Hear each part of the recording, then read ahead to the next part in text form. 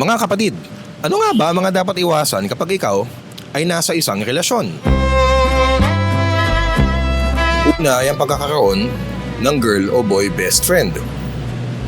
Para sa akin, okay lang naman magkaroon ng kaibigan sa opposite sex. Mas okay kung magkaibigan din sila ng jowa mo, basta't kailangan mag-set ng boundaries. Pag lumampas na sa normal na dynamics ng pagkakaibigan ng bonding nyo, iba na yon. May mga ilan na tanggap ito dahil syempre, depende nga naman talaga sa tao. Pero ang karamihan ay hindi. For me, hindi. Selosa ako eh. Okay, ako yung girlfriend. Tapos, imagine mo yung jowa mo is mas close niya pa yung girl best friend niya. Ako, may mga boy best friend ako, pero I don't think na it's good na merong boy best friend or girl best friend yung partner mo dahil I think it's not healthy. Para hindi na rin magselos yung partner mo. Sir, sa akin kasi depende yun sa tao kasi may mga tao din kasi po na sobrang friendly pero nagsiset ng limit.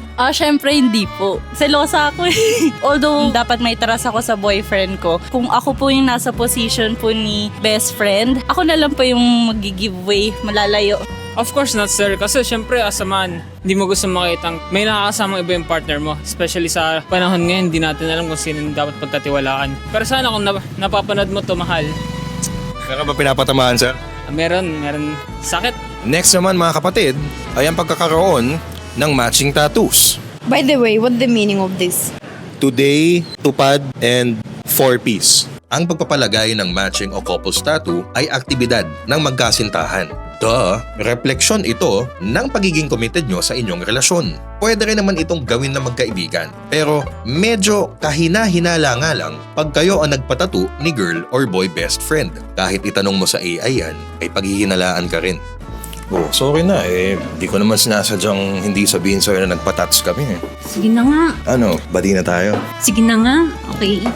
Ay, andyan pala kayo. Lastly, communication is the key.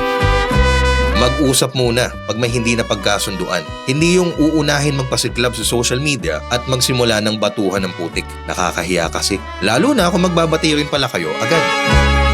Mga kapatid, huwag kalilimutan mag-follow at mag-subscribe sa social media pages ng News 5. Ako si Emil Kailing, News 5 Digital.